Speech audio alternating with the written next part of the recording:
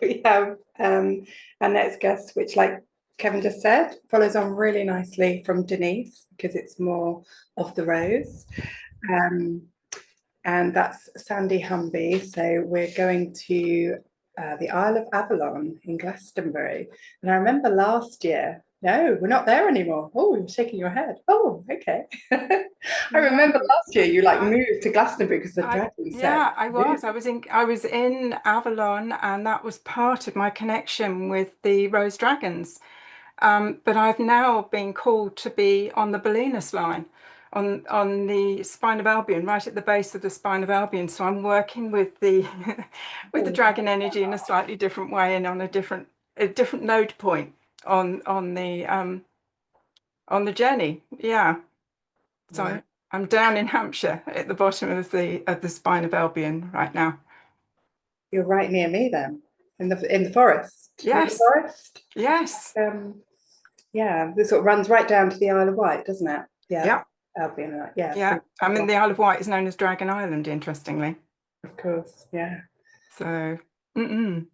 Wow. Oh, I love that. I love how you just move. It's like the dragons say, go here, go there. So do the dragons. I do It's that, just but I the haven't roses. actually moved. The roses I have to keep on picking up and planting somewhere else. Oh, bless. Okay.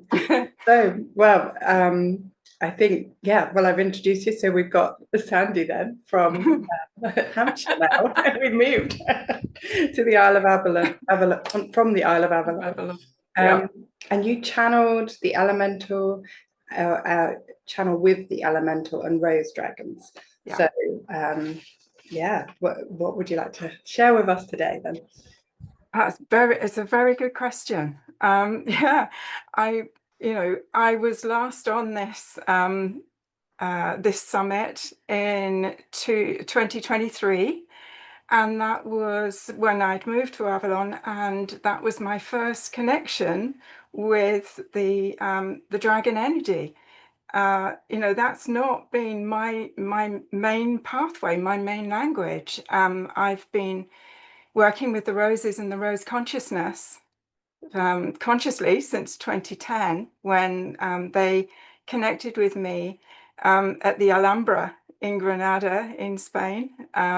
And actually I was drawn into the rose garden before I'd even got into the main Nazareth Palace. I'd seen these roses dancing on top of these clipped hedges, and I'm like, oh, I think there's a slight detour going on here. And got into the rose garden with my favorite camera, into one of the rose gardens, because it's just a series of rooms and waterways and fountains.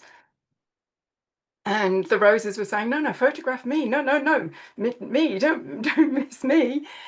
And so I came home with a camera loaded with rose photographs after a 4-day immersion, and didn't think any more about it. And so I woke up a couple of days later, and there was a voice in my head that said, we'd like you to put 11 of us together and work with us. We've come to heal the Magdalene wound. We've come to heal the wounded aspects of the feminine in both men and women.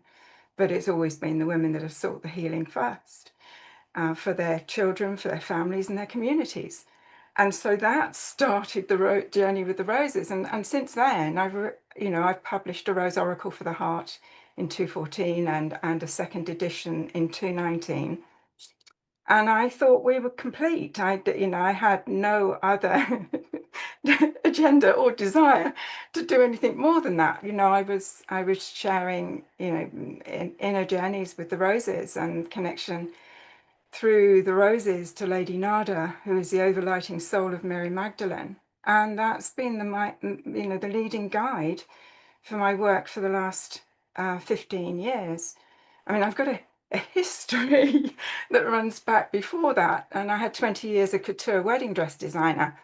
And so I worked with silk and antique French textile. But I mean, all the women in the 80s and 90s wanted roses on their dresses. So, and I managed to manifest a manageress in one of my shops called Rose Marie, who was a real dab hand at gathering up silk to make silk roses that we sewed onto the dresses. But, you know, what was it about the rose? So actually, absolutely following on from what Denise is saying, you know, the frequency of the rose is just pure love. She's got no other agenda, right? The rose opens her 5 sepals, just like you would draw a 5-pointed star. And embedded within the 5-pointed star, it is the golden mean, the ratio of the golden mean, which is 1 to 1.61803. And that is what we recognize as the growth proportion of our bodies and the nature growth proportion of plants and so on, and what we recognize as beauty. And for me, the path of the rose is the path of beauty, truth, and love. So when I got got nudged quite loudly to move to Avalon, you know, I listened and I paid attention and I made the move, not knowing anybody really. You know, I knew a couple of people in that area, and I was too far from Glastonbury for that to feel like that was a real hub. But I'd only been there a few weeks, and there was a strong nudge to go to Burrow Mump. And I knew Burrow Mump because of my connection with Rory Duff and his work on the Michael Mary line and the harmonizing of the nodes, the earth nodes at solstices and equinoxes.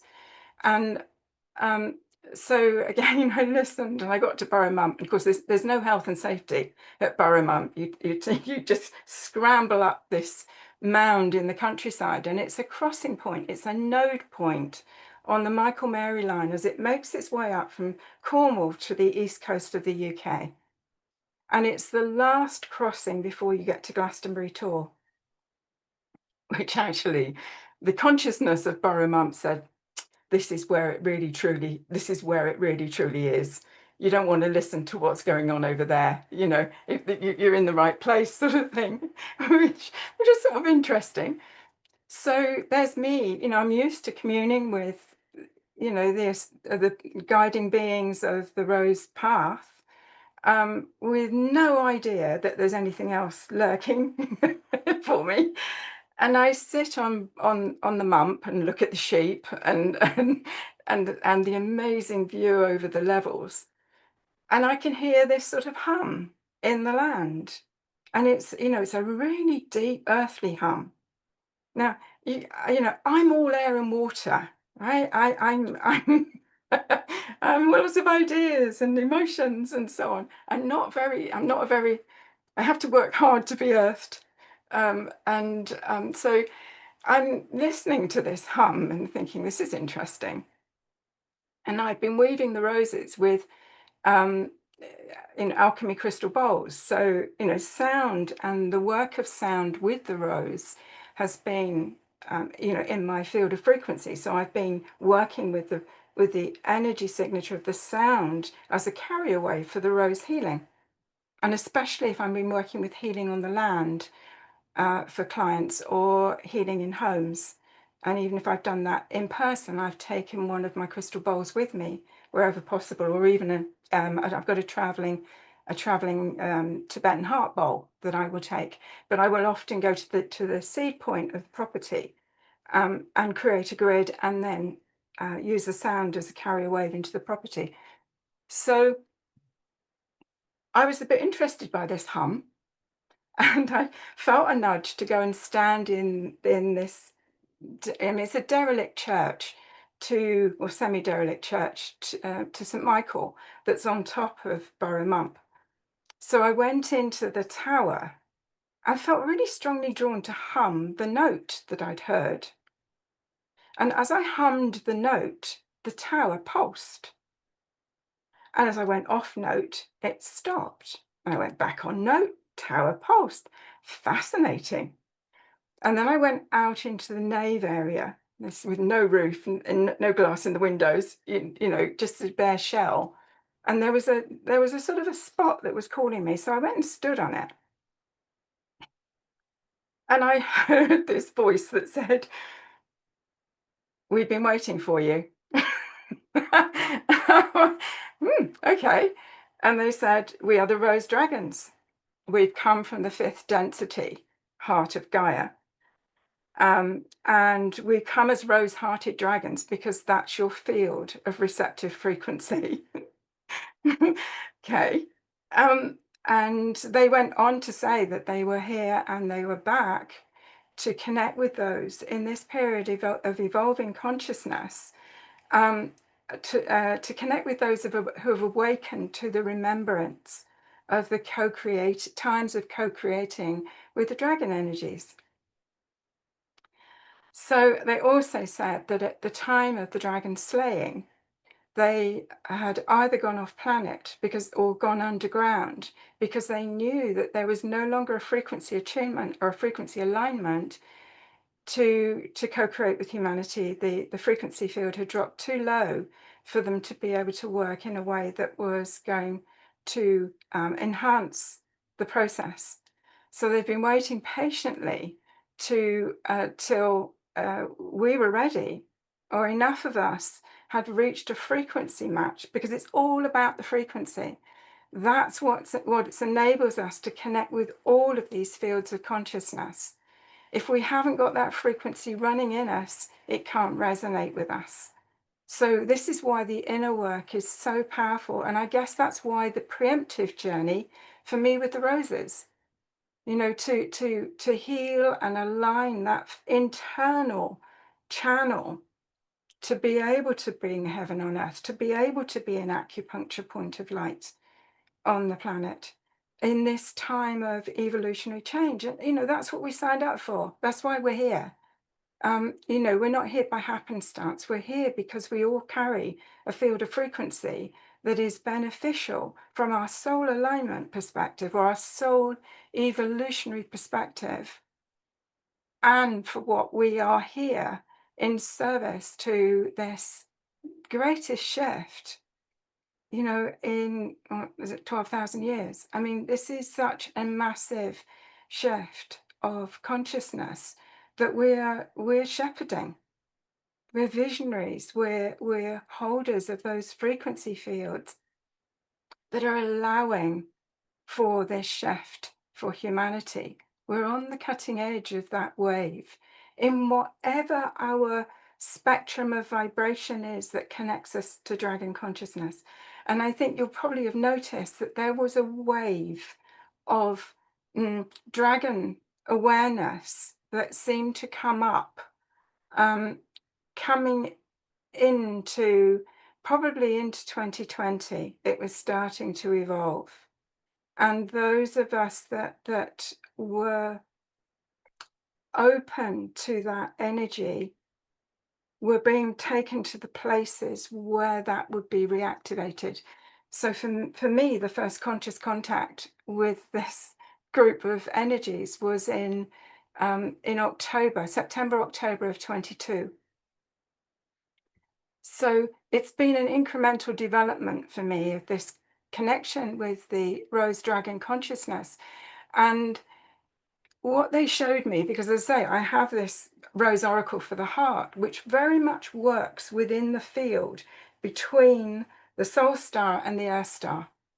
So it's about clearing the old patterns, clearing the trauma stories, clearing the wounded parts of the heart field, and start bringing in a salve that can heal and rebalance that energy, so that we could make that journey from head to heart with greater ease, and also that we could ride the waves of the incoming bioplasmic light, the biophotonic light that's been coming in incrementally, so that there wasn't so much resistance within the field. So the rose dragons, when they showed up, I understood that I was actually communing with the elemental rose dragon of ether. And a little bit later on, I'm going to talk you through the process of connecting with the elements and the elemental rose dragon frequencies as I receive them. And what's gorgeous here is that that many of us are now speaking of the rose dragon frequencies, but we're each coming in at it from a different lens of perception. And that is where the richness is, because actually all of us, everyone on this call, has got a different spectrum of heart field vibration that allows us to hear one person, or not, or only partially hear another, or not really be able to hear what somebody else is saying. And so when Kev's like brought this amazing body of dragon people together, dragon riders, dragon hearts, there is something that everybody is going to resonate with, that is in that offering. And I think that's the magic. It's a rich process, an enriching process. So in my commune with the elemental rose dragons, and through the lens of the elemental rose dragon of ether, the quintessence, she who holds all of the other 4 elements, and I'll explain how she calls them in when we a little bit later on. So what they explained was that the first piece of the work that I had to do was to connect in, to bring in the elemental rose dragons of ether, the elemental rose dragons of earth. And so, what they've done is, as just like the Rose Oracle, they commune with me through the rose heart. So each of the roses in the Rose Oracle set are my photographs, as are all of these. They're photographs that I photographed in different rose gardens around the world. And they've come forward to hold a frequency field of these different elements, these different pieces to the journey. And it's through the rose heart that each one of these carries, because it's not the bush. It's like people say to me, well, do you know what name that rose is? And it's like, no, it's not the bush. It's the consciousness of that particular bloom on that particular bush that radiated, that said, no, photograph me. And at the time, of course, I didn't have any idea that there was any more. I thought I was complete with the Rose Oracle. So, they are all extraordinary roses in their own right, but they all are holding a field of frequency that, as I say, I'll give you an opportunity to see whether they connect and they tune in with you a bit later on. So they said that there were the 5 elemental rose dragons, but they also said that there were 13 celestial rose dragons that would follow on. But that actually what I needed to do was to embody the first 5, these elemental rose dragons first, because that's the foundation of the work. That's the foundation. This vessel is of the earth. Every molecule of this vessel is made up of earth, air, fire, and water. It came from the earth and it will return to the earth. But it's here in order to be the vessel for soul and for spirit, for this evolving journey, for however many more breaths I have on planet Earth. This is my vessel, right? And this is why the herbs and working with the crystal kingdom, working with the mineral kingdom, working with the herbs, this is why this rebalances the body, because that's what we are.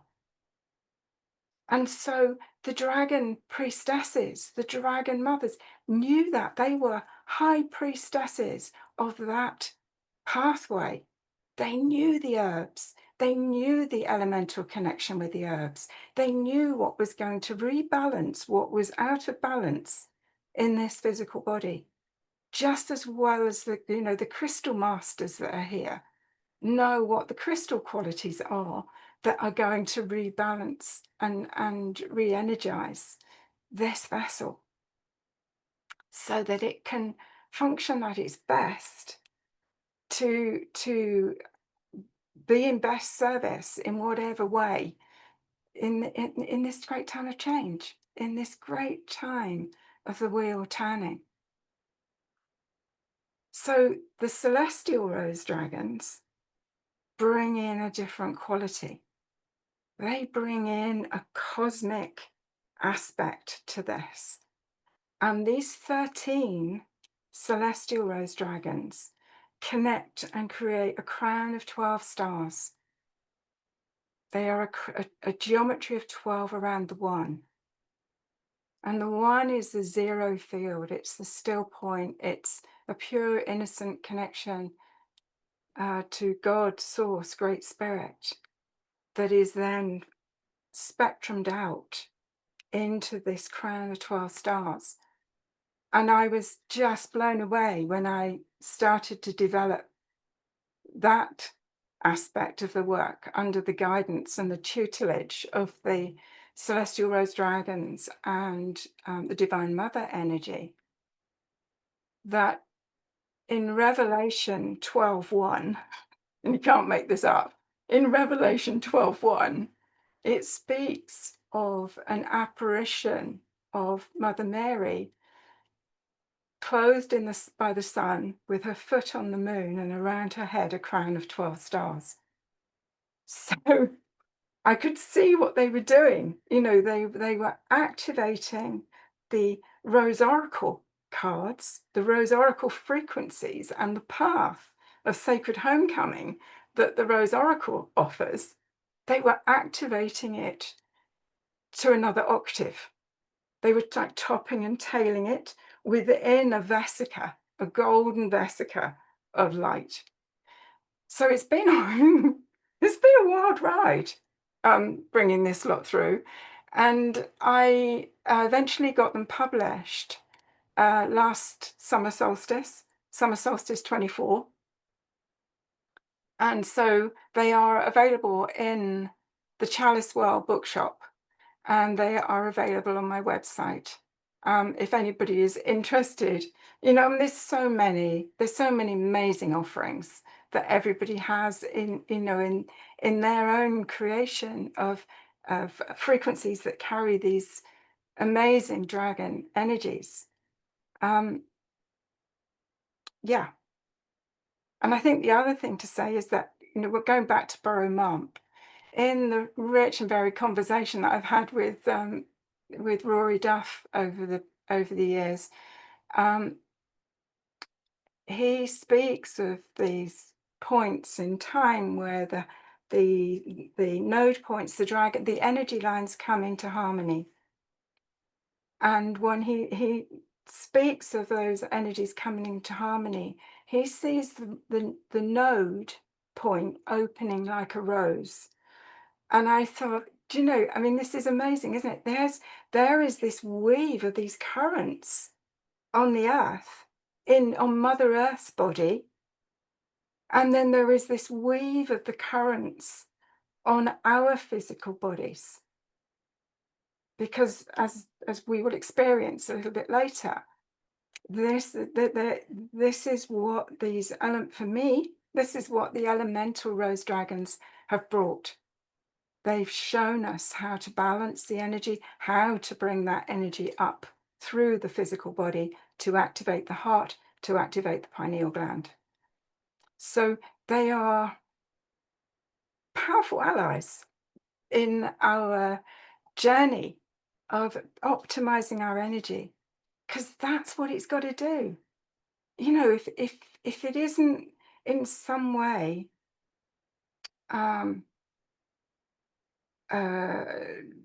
strengthening our field, strengthening our focus, or giving us some sense of co-creation at this particular time, then we're looking in the wrong direction. You know, to be the brightest light, to be the clearest acupuncture point of light is where our greatest service is. And we have all been beautifully placed in these various points around the planet. As I said to Nicola, yes, I was in Avalon, but they went, no, your work there's finished. Off you go. And here's where we want you to be.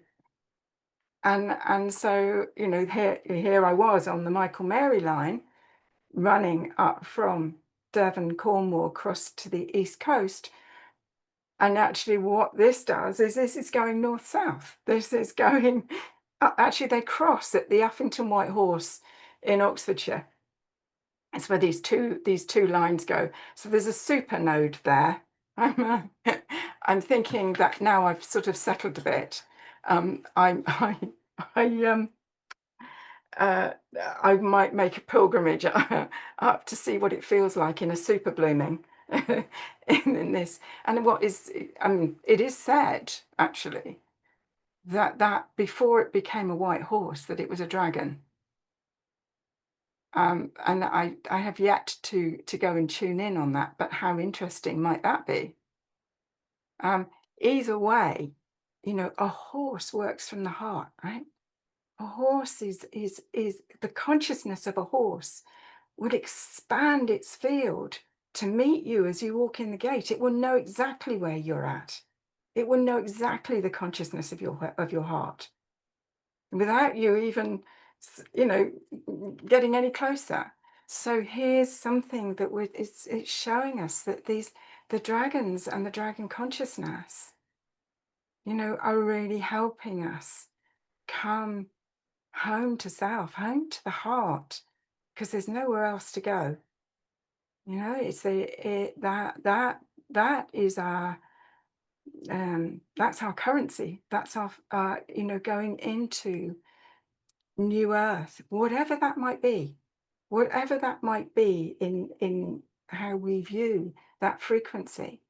All we know is what has been is still in the process of crumbling, and we don't yet know. We're in that void point.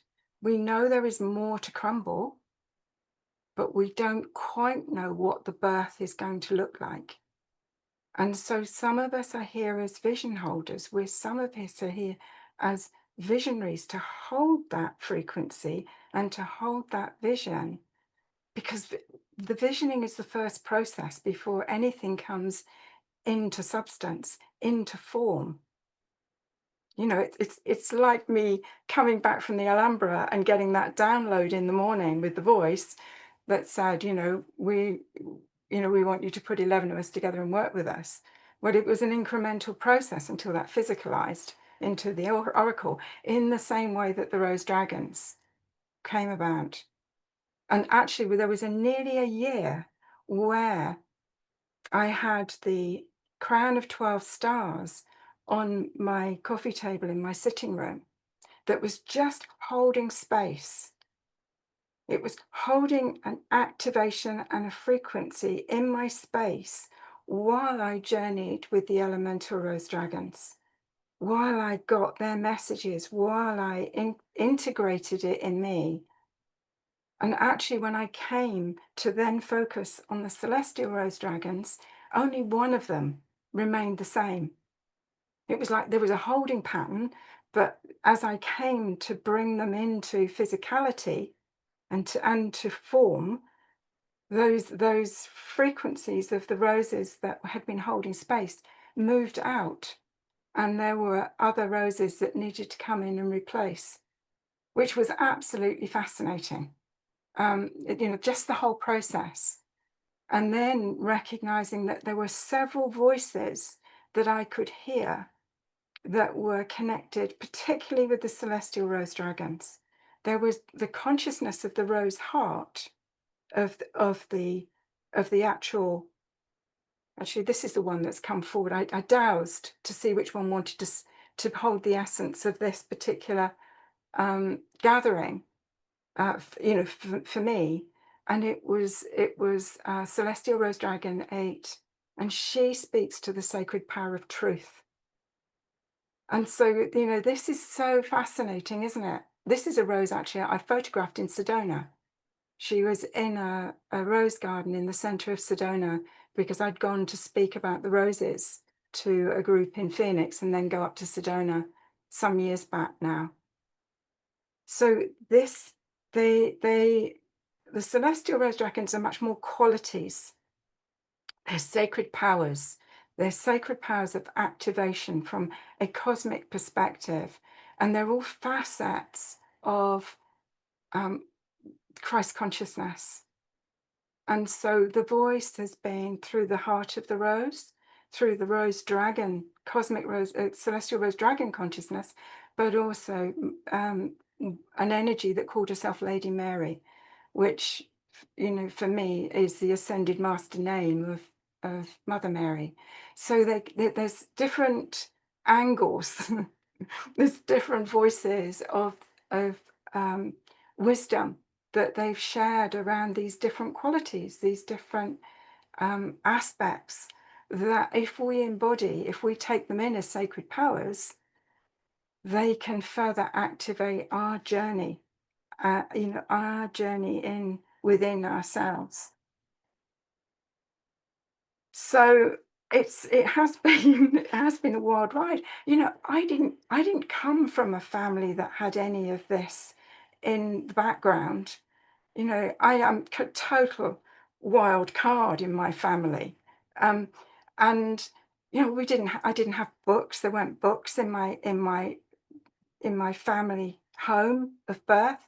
There was no art. There was nothing that would nurture a creative, sensitive child. But I came from a line of gardeners, and I found that absolutely fascinating, both in the connection with the roses, but also with the rose dragons. So they were masters of understanding the natural world, the rhythm of the seasons, the working with the elements. Yeah. And so, I might not have had one aspect of that kind of nurturing. I've met people that have said, oh, I'm a third generation homeopath. Or, my father was part of the Theosophical Society, or, whatever that storyline is. But there was nothing like that in my birth family of origin. But there was a sensitivity, particularly to the rose. My grandfather and my maternal grandparents lived in a small cottage in the middle of the New Forest at Burley. And my grandfather was a professional gardener, and he had a rose garden in front of the little cottage, which, he would be an opportunist in the unmade up road that was outside of the cottage for the fresh manure that got that got dropped outside, which he would then, store and then put onto his his beloved roses. And I love the fact that out of the shit of life is fragrance and beauty and blossom that comes from, how you nurture the root. And actually, is that not what we do? Does this vessel do the same? The stories that we hold about ourselves are mostly in the second chakra, right? That base chakra, that familial pattern rising out up to what Jung would call the individuation in that sacral chakra, which holds all our stories. And so if you look at the rose of the heart and the stem going down the body and into that sacral area, we're transmuting the stories that we were given in our childhood, that we took as beliefs, and alchemizing them through the beauty and the fragrance and the blossoming of the heart. As you can tell, I can go off down all sorts of storylines and go off piste and all sorts. Some of the people on my courses, honestly, they are so patient because I've gone off on a track. It's never scripted. So, I think what is also very interesting is that if you come back into the Magdalene, or you come in to the Marys, full stop, because Mary is a station, right? It's a frequency field. And Mary was Mary Magdalene, or Mother Mary, or Mary Salome, or Mary Jacobi. These were all Marys. They were priestesses. They were high priestesses. They were mistresses of the earth. They were mistresses of the herbs. And they knew how to rebalance and align the body, but they also knew how to work the energies up through the body to optimize the frequency. I mean, like a Kundalini type energy. And so and many of them were dragon priestesses, not all, but many of them were dragon priestesses. And were well aware of the energy currents in the earth and how that mirrored the energy currents in the body, and how the celestial dragons or the cosmic dragons were all part of that sacred weave of who we are, what makes us full, what makes us who we are. So what I came back to was that the Magdalene's message to us was to be 100% spiritual and 100% physical. And as I say, I'm all air and water. I spent most of my life trying to get out of my body, not in it. Trauma in my childhood meant that I really wanted to be out of my body. And so what was absolutely fascinating was how the calling is to descend into the body, absolutely come in to the body, embodiment. And that is our journey. How can we fully embody in this body and feel safe and feel fully aligned, vertically aligned, so that we can just radiate what it is that we come to do, how we can inspire people, how we can uplift people, how we can be fully present to what's unfolding. So I thought that it would be really fun to do just a little process with the elemental rose dragons in particular, because they were the ones that they really said to me were the primary pieces. And it's like Maslow's triangle. Unless you've got that base plate, you are grounded, you are centered, you are fully embodied, you can't go vertical and be steady. It's not possible, right? So I thought we could have some fun and see what you feel with these particular energies. So I would suggest, I invite you to connect in with your Earth star. Now, your Earth star is an energy center 3 to 4 feet below your feet in the Earth. Could be 2, 3, 4 feet in the Earth. You'll just get a sense of it. If you just take your energy focus down from your base chakra and down through and connect into the Earth, see if you can locate your Earth star. And actually, if you just consciously ask to be shown where your Earth star is, you will just get a sense of it. And then you want to connect in with this particular rose. And she's the elemental rose dragon of ether. And when I'm working with the roses, what she does is she rises up from the Gaia gateway deep. She says that she has stayed protecting the heart of Gaia. So she gently, as she opens, comes up to the Gaia gateway deep in the earth and rises up to the Earth star. So just get a sense of her. I mean, who knew I had a rose in my stash that had 4, was diamond shaped? That was a surprise. So, this rose is the quintessence. She holds in earth, air, fire, and water, all 4 of the elements. That if you can get a connection with her, with your Earth star, and then call in the elemental rose dragon of the earth. And you'll feel her moving along the dragon song lines to connect in with your Earth star. And just welcome her. And you might just get a sense of her energy.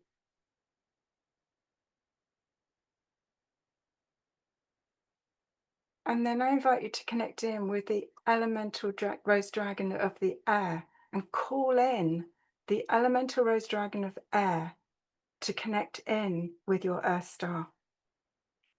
And feel her moving along the dragon song lines. And actually, you may find that as soon as you connected in, they all turned up. There's the elemental rose dragon of fire. feel her energy, different again. And the elemental rose dragon of the waters. Powerful, powerful. We are over 70% of us, our physical bodies are water. And we know from the work of Veda Austin, Masaru Emoto, and many others that are now focusing on the waters, how powerful and potent that is, and particularly in the plasmic field of the waters, the quality of the waters, the fourth element of water, that is mostly what our bodies are made up with. It's not liquid water, it's plasma. And just get a sense of those energies all connecting in with the elemental rose dragon of ether in your Earth star. And it's interesting, the elemental rose dragons, as I work with them, tell me they are unified fields in themselves. They are not masculine, feminine. They are a unified field, not a gender-based or polarized. They've already unified in the rose heart, which is why they've come to me as rose-hearted dragons. So just get a sense, and you might get a primary sense of it being this elemental rose dragon of ether. And then just get a sense of that energy rising from your earth star to your base chakra and sacral chakra, this foundational aspect of your physical vessel.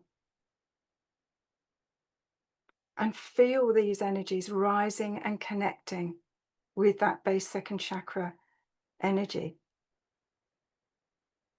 And what happens there is the water and the earth energy join with the Ida channel, the cooling channel in the body, the yin, the moon channel.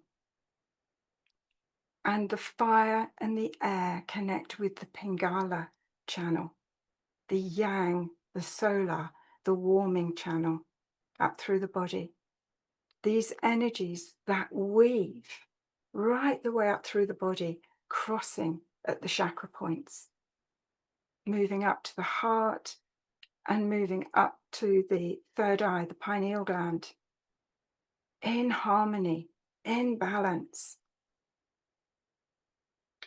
And the central column is called the Shushumna, this central column, prana column through the body.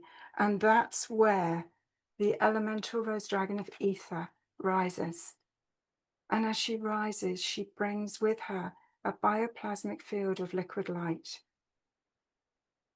And that works its way up through the body, expanding and traveling through the nadis to fill your physical body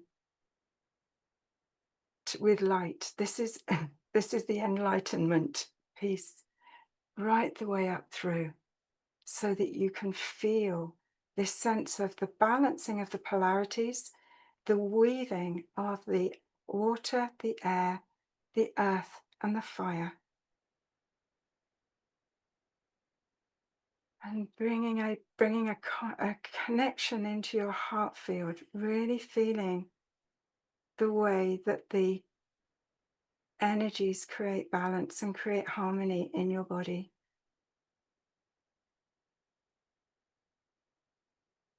And you may be aware of the energy of the ether wanting to rise, as I say, through the third eye and up to the crown.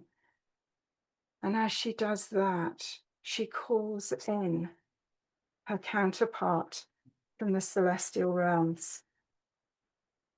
And that is the celestial rose dragon 013, who is a pure iridescent stream of God consciousness. An absolutely extraordinary rose.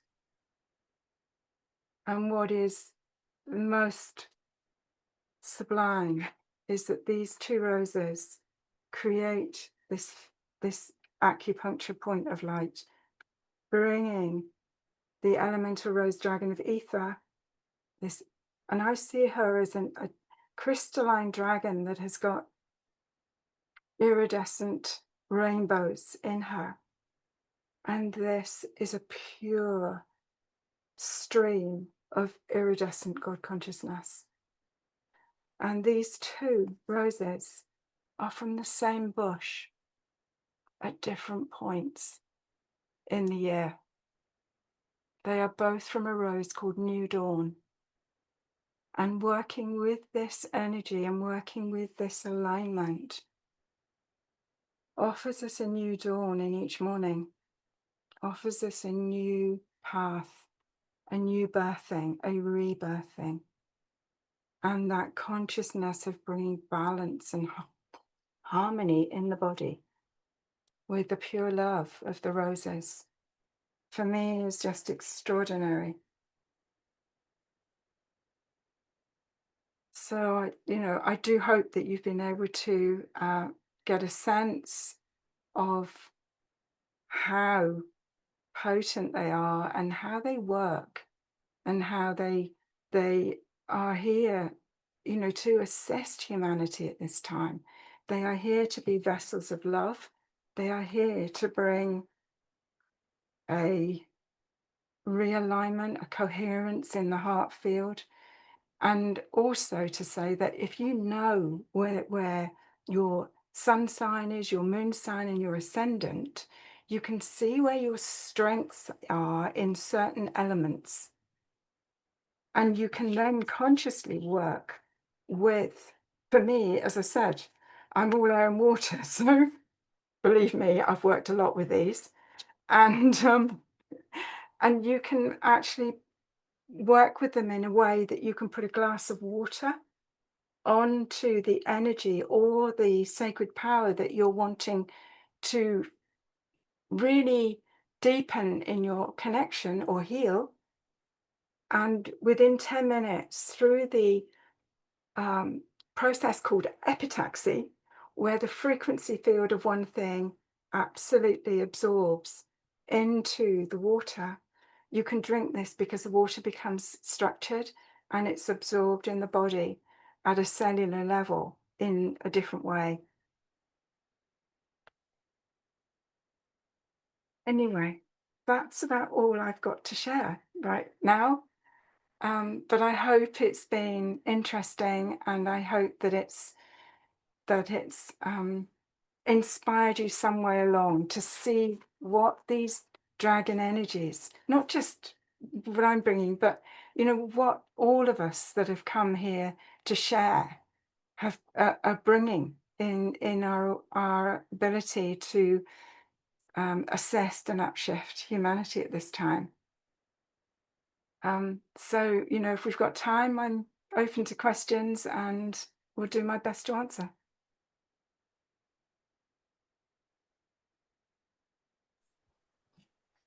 Thank you so much. That was such a lovely journey, and just listening and hearing about your journey with the roses and the dragons, and just the ultimate trust that you have in them as well, just to go wherever they send you.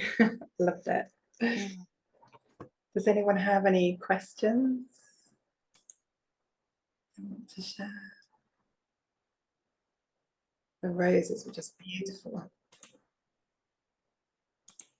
Yeah, it never ceases to amaze me, how they've come together. So it's just, it's, I've just followed the path, wherever that has nudged me to look or to go. And sometimes, it's put me in a treacle pot. It's not been a bed of roses all the time. And I mean, I know they say stop and smell the roses, but actually, it certainly has been, quite a wild ride at times, and yet they are transforming people's lives, and the Rose Oracle and the Rose Dragons have gone around the world, and there's people that work with them with different modalities. The Rose Dragons, the first set of the Rose Dragons will Rose Oracle is designed to sit on the chakras You can actually, you can do a self-healing grid for yourself. And so many of us that work within the healing arts, we don't take so much time for self-care because our attention's all out there. But you can lay down and put the roses on the chakras where they tell you which chakras they're aligned to, and they create a healing grid. And 10 minutes, and it resets and recalibrates the body. And it was so fascinating when I first started teaching this, because I was teaching it here in the UK and in New York, that I would douse the chakras up through the body, have somebody on the couch, douse the chakras up through the body and see the orientation of preference, whether it's a yang yin process through the body. And when I put the rose cards actually on the physical body and then doused, that each chakra would come into perfectly harmony. The pendulum would swing both ways, anti-clockwise, clockwise, anti-clockwise, clockwise. And what the roses were doing was in training the chakra to its optimized frequency. So it would, it's been the absolute optimized frequency for health. In bringing balance, which is what that Ida Pingala stream does up through the body. So there's the Ida, the Pingala, and the Shushumna. Ida, the yin channel, the Pingala, the yang channel, and the Shushumna, as I say, which is what the ether rose dragon showed me that she rises through. So which is just fascinating. Yeah. No questions. I've obviously fried you all. I can talk for England. Oh. I could listen all day to your wisdom. It's just great. There's very, very similar ways in how I work, and the roses have been coming into me as well. So I might have to connect with you, I think. Fascinating. Chat. It is. Yeah. Okay. There's one question actually from Alessandra. Do you see dragons as roses?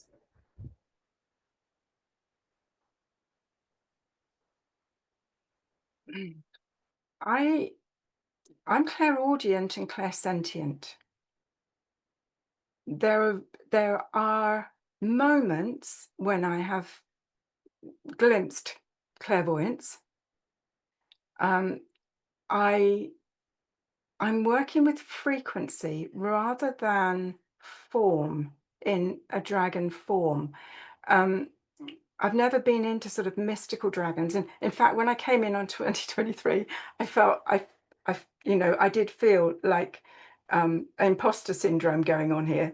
Actually, I was a rose person, and actually, yes, I was beginning to work with dragons, but there was all these amazing dragon people on here. So for me, I work through the senses, and so for me, I don't see dragons. The consciousness that I receive comes through the rose heart. So it's a very pure field. It's not distorted by anything, or it comes in as a pure knowing. That's the best way I can describe it. I hope that answers the question.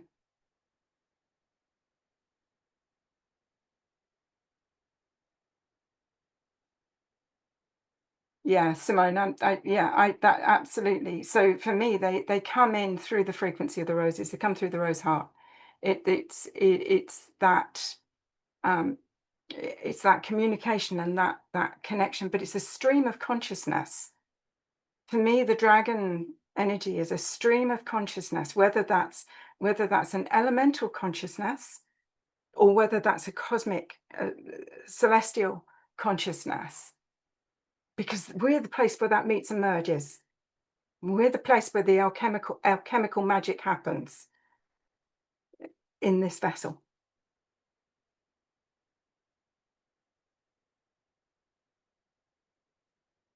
Anything else? In that case. Sorry, there's one more question just above. The two came in at once. This one that says, do you know whether the name Mary and different other versions of it, such as Marion, have a connection with Mother Mary or one of the Marys? It's a field of consciousness. For me, that Ma, Marie, Mary, it's interesting because over the process of working with the Rose Dragons, I've been very strongly guided to go back to my birth name. So for all of my working years, I've been Sandy Humby, and I've done the first stage of going back to my birth name, which is Sandra Marie, right? So we are this Mary energy is a frequency. It's an energetic code, if you like, and I don't think it's towards one or the other. So the interesting thing is that the elemental rose dragons feel much more connected to Mary, Mother Mary, to Mary Magdalene, because she was all about embodiment. She was all, you see her in red and green, right? These are earth colors. You see her on any of the religious artwork. She's always in red and green. Mother Mary is always in white and ice blue. And actually, when I was in Sedona, I went up to the Buddhist stupa at Sedona and just sat in meditation, and my eye was taken to the red soil or the red rocks and the green sort of tundra, the green or the greenery, the plants, and how that was dancing with the pale blue and the white of the sky. And it was just like this sacred dance of Mother Mary and her connection to sort of like Eve, the purity energy, and Mary Magdalene, and that calling to embody, that calling to be fully here, embodied. They need to dance together. The two energies need to come together to merge for that fullness. But that Mary frequency is the absolute essence for me of the sacred feminine. Whether at whatever ever point of those two bits. Yeah.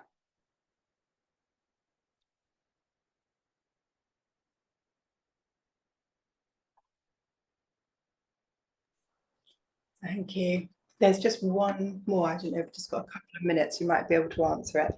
Have you, this is from Alan, have you connected to any black rose dragons?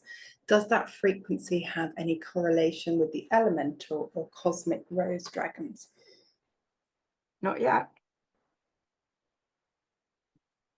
I mean, the black for me is about the void. So whether you're looking at from that as the elemental rose dragons coming up from the void, or whether this is I wouldn't say a black hole. No, but do you know what I mean? I don't know. So I don't see the dragons as colors. Actually, I mean, I have one when I was working with a client on a big property, actually an amazing property, in just actually that was in Sedona too, and they managed to secure another plot of land, which was 70 acres of untouched land around Sedona, which is unheard of. But my client had said that it had been waiting for her from lifetimes past. And actually, she had a strong connection to dragon. I mean, she in this beautiful sacred geometry house that they lived in, she said that she had a red dragon that worked the perimeter. But when I worked to tune the energy of the land, the piece of land that they bought, there was a rose dragon portal that was opening on that piece of land that was connected on a line to the house that they lived in, because they were in two different parts of Sedona. So, I can't, tomorrow I might be able to tell you all about black dragons. Today I can't. I think that this is the fascination, isn't it? Once you start on this journey, whether it's a journey with the roses, whether it's a journey with the rose dragons, or whatever field of frequency the dragon is connecting with you with, this is an ongoing, evolving path. It's not a fixed one-hit wonder. And if we're fixed, we're finished, right? This is being open to where that stream of consciousness is going to take you. And we are in evolving times. This is the adventure. Crazy as it is, this is the adventure we signed up for. We didn't read the small print, but here we are. Oh, thank you so much. You are so welcome. It was just fascinating. Enjoy the rest of the day.